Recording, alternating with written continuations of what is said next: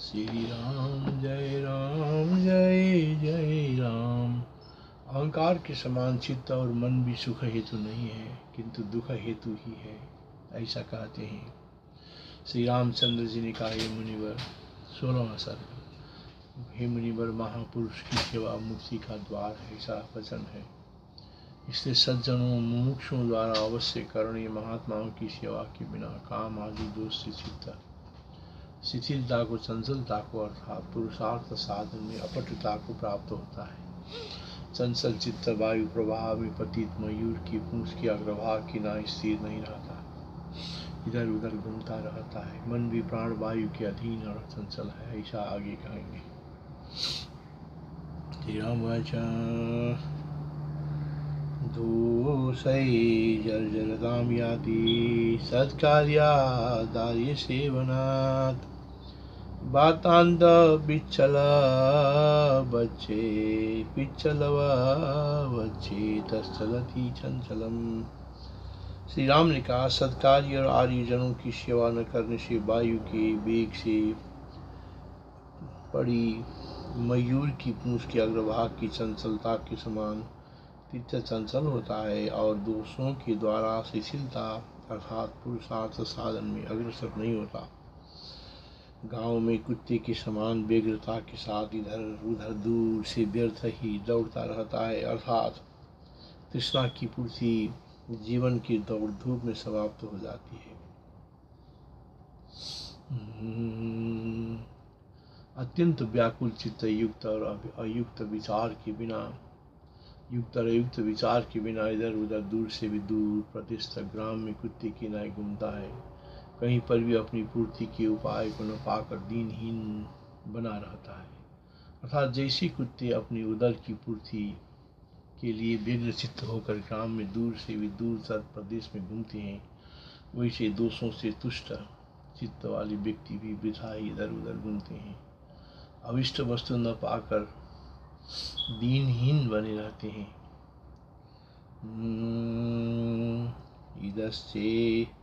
ईदश्चेतस्य सुव्यग्रं व्यर्थमेवाभिधावति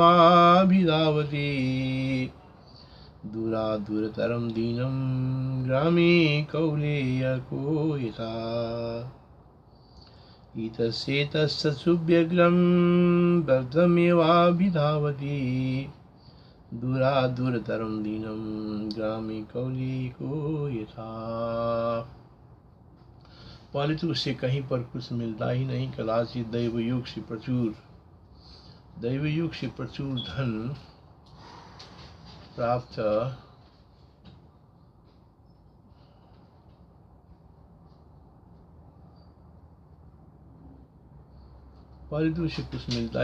कदाचित दैवयोग से प्रचुर धन प्राप्त होने पर भी न पाए हुए के समान वह तृप्त ही रहता है। जैसे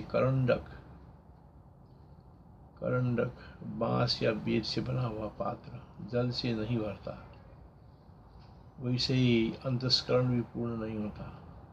अर्थात जैसे बांस का सलाखा और बेत की सीकों से बनी हुई टोकरी आदि पात्र जल से भरने पर भी पूर्ण नहीं होता, छिद्रों से जल के निकल जाने से उसमें कुछ भी जल नहीं रहता, वैसे ही व्यग्र चित्त अशांत लोगों को अंतस्करण भी व्यग्र चित्त वाले अशांत लोगों का अंतस्करण भी पूर्ण नहीं होता।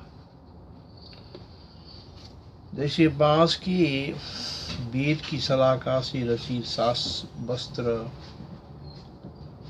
आदि से आधान विशेष से बने पात्र कभी भी जल से अंतपूर्ण नहीं भरते हैं, वैसे विपुल धनराशि प्राप्त करने पर भी कहीं कुछ भी प्राप्त नहीं होता है।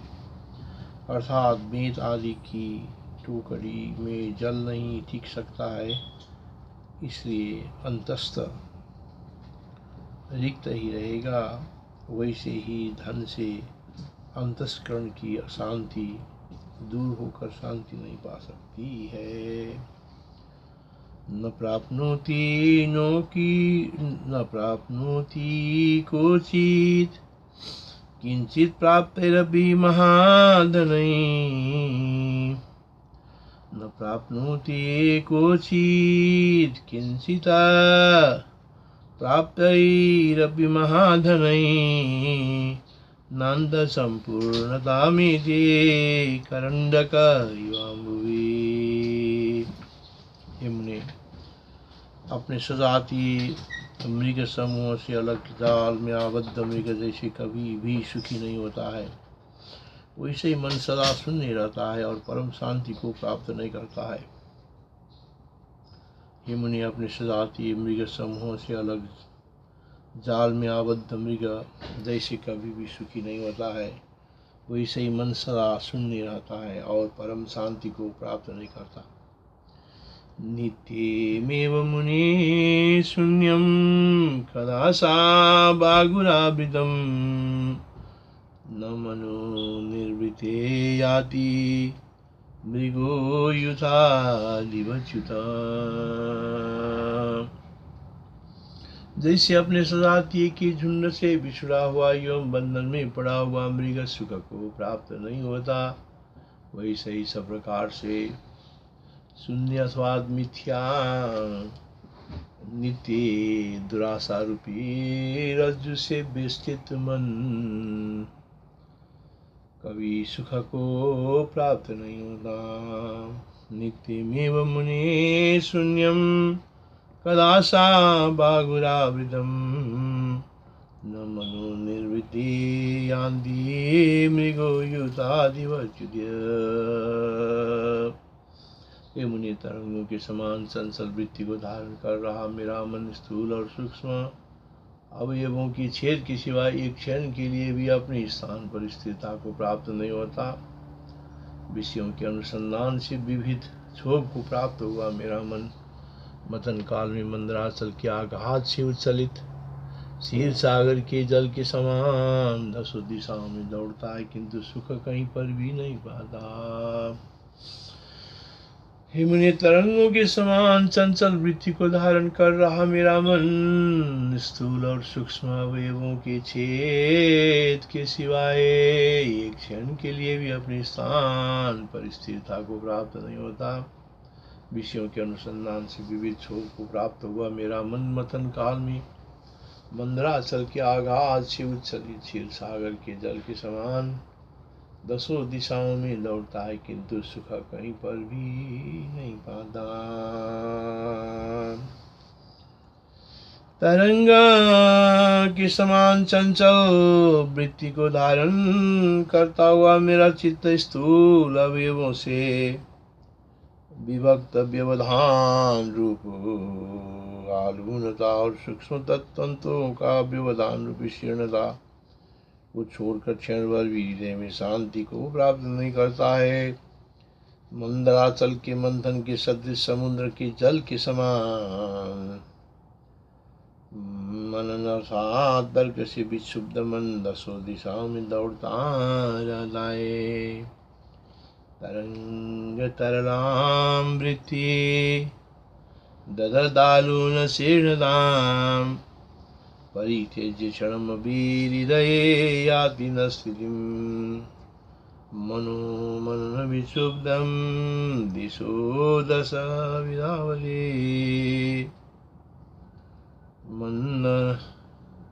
मंदराह ननुद्घृतं क्षीणार्णव पयो।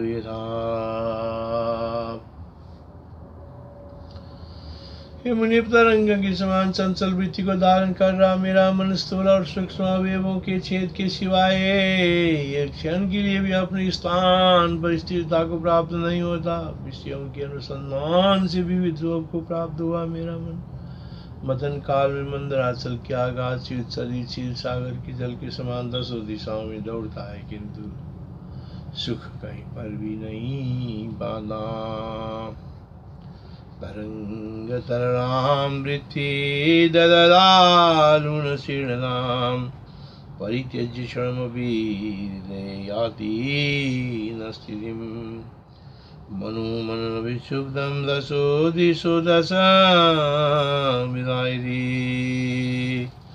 मनो मनन विक्षुब्धं दिशो दश विदावति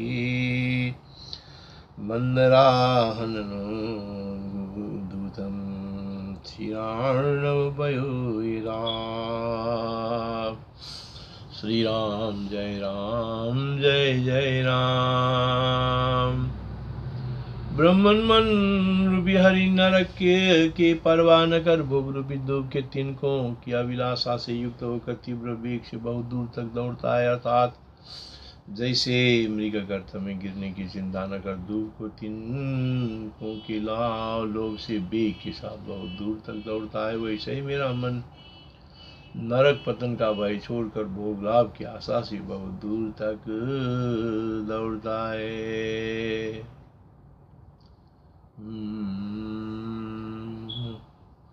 ब्रह्मन मन रूपी मन हरि नरक की परवाह न कर, भोग रूपी धूप के तिनकों की अभिलाषा से, भोग रूपी धूप के तिनकों की अभिलाषा से युक्त होकर तीव्र वेग से बहुत दूर तक दौड़ता था। जैसे मृगा गर्त में गिरने की चिंता, जैसे मृगा गर्त में गिरने की चिंता न कर, धूप के तिनकों के लोभ से वेग के साथ बहुत दूर तक दौड़ता है, वैसे मेरा मन नरक पतन का भय छोड़कर भोग लाभ की आशा से बहुत दूर तक दौड़ता है।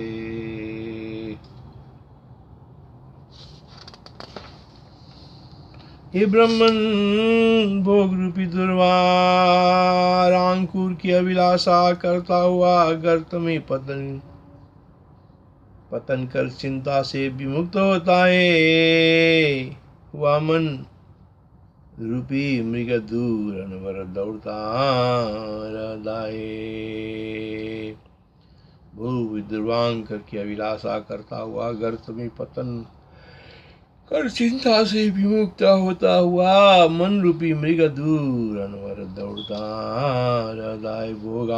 भोग दुर्वांकुरा कांक्षी शोभ्रपातम चिंतयन्, भोग दुर्वांकुराकांक्षी शोभ्रपातम चिंतयन्, मनो हरिण को ब्रह्मन्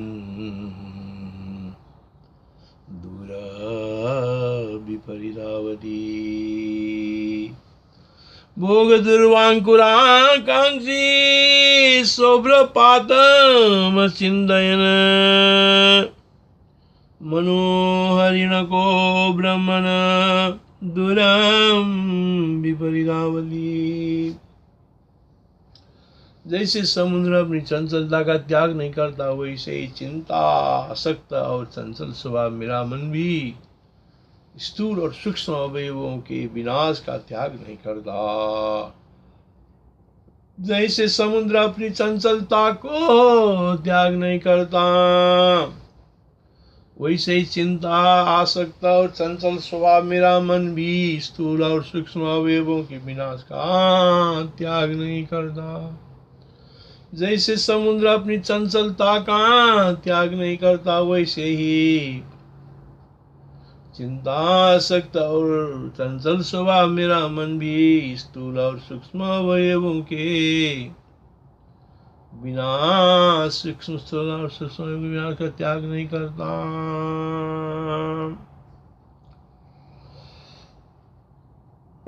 जैसे सागर अपनी चंचलता का परित्याग नहीं करता है, वैसे ही स्थूल वस्तु का व्यवधान अर्थात नाश रूप आलुनता एवं सूक्ष्म वस्तु का व्यवधान रूप विशीर्णता को चिंतित आकुल वृत्ति होने से मेरा मन उनका कभी भी परित्याग नहीं करता। रात विषय केवल प्राप्त होने पर भी कुछ और दौड़ता ही रहता है। जैसे समुद्र में चंचल ज्ञान का, वैसे चिंता आसक्त चंचल स्वभाव मेरा मन विस्तृत सूक्ष्म अवयवों के विनाश का त्याग नहीं करना। न कदाचन में चेद स्वामालून विशीर्णताम्, तेजत्या कुलता वृत्त्या चंचलत्व निवारणः। जैसे पिंजरे में बंधा हुआ सिंह विविध चिंताओं से पूर्ण होकर चंचल चित्तवृत्ति से एक जगह स्थिर नहीं रह सकता, वैसे विविध चिंताओं से अति चपल और चंचल वृत्ति से युक्त मेरा मन भी एक जगह धैर्य को नहीं प्राप्त हो रहा है। जैसे पिंजरे में बंधा हुआ सिंह, जैसे पिंजरा में बंधा हुआ सिंह विविध चिंताओं से पूर्ण होकर चंचल चित्तवृत्ति से एक जगह स्थिर नहीं रह सकता, वैसे विविध चिंताओं से अति चपल और चंचल वृत्ति से युक्त मेरा मन भी एक जगह धैर्य को नहीं प्राप्त हो रहा है। जैसे पिंजरे में आबद्ध सिंह चंचल वृत्ति के कारण चिंता समूह से अतिशय चपल चलायमान होकर चित्त कभी भी एक स्थान में धैर्य धारण नहीं करता है। चेतश्चञ्चलया वृत्त्या चिन्ता निचये चञ्चुरं, चेतश्चञ्चलया वृत्त्या चिन्ता निचये चञ्चुरं मनोमोहरदारुणं, शरीरातु समता सुख घृतिर्भग्नाति नैकत्र पंजरी केसरीना, चेतास् चंचलया वृत्त्या चिन्ता निचये चञ्चुरं घृतिं भग्नाति नैकत्र पंजरी केसरी मेरा। चित्त स्वतः ही चपल स्वभाव है, विविध चिंताओं द्वारा और विचलित किया जाता है, इसलिए हठपूर्वक उसका विरोध करने पर भी वो धैर्य को प्राप्त नहीं होता है। भाव है चित्त स्वतः ही चपल स्वभाव है, विविध चिंताओं द्वारा और भी विचलित किया जाता है, इसलिए हठपूर्वक उसका विरोध करने पर भी वो धैर्य को प्राप्त नहीं होता। ये भाव है चित्त स्वतः ही चपल स्वभाव है, विविध चिंताओं द्वारा और भी विचलित किया जाता है, इसलिए हठपूर्वक उसका विरोध अथवा निरोध करने पर भी वो धैर्य को प्राप्त नहीं होता। ये भाव है जैसे अंश जल से दूध को निकाल लेता है, वैसा मेरा मोह रूपी रथ पर सवार मन भी इस शरीर से उद्वेग रहित समता रूप सुख को हर लेता है। जैसे अंश जल से दूध को निकाल लेता है, वैसे मेरा मोह रूपी रथ पर सवार मन भी इस शरीर से उद्वेग रहित समता रूप सुख को हर लेता है। अर्थात उत्कर्ष और अपकर्ष उपाधिक या उपाधि कल्पित है, अतएव परमार्थ रूप से सब प्राणियों में आत्मा एक रूप से विद्यमान है। जीवन मुक्तों द्वारा उक्त प्रकार से अनुभूत आत्मा की एक रूपता ही समता सुख कही जाती है। मन के मोहाक्रांत होने पर इस शरीर में का पहले से प्राप्त भी उस समता सुख को मन ग्रस लेता है और असार तुच्छ देह मात्र में आत्मा भाव बच जाता है। ये भाव है जैसे हंस जल से दूध को अलग कर ग्रहण कर लेता है, वैसे मोहरथ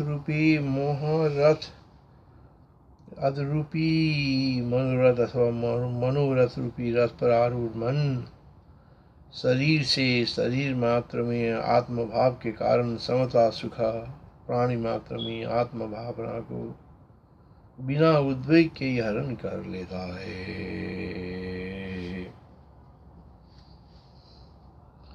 मनोमोहरदारुणां शरीरात् समता सुखम् हरते पातोद्वेगं हंसा क्षीरमिवाम्बस।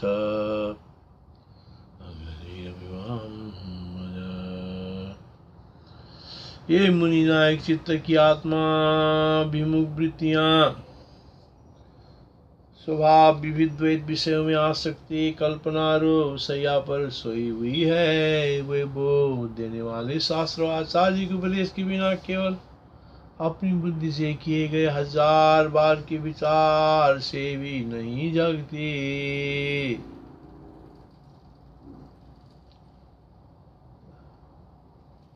श्री राम जय राम जय जय राम, श्री राम जय राम जय जय राम, श्री राम जय राम जय।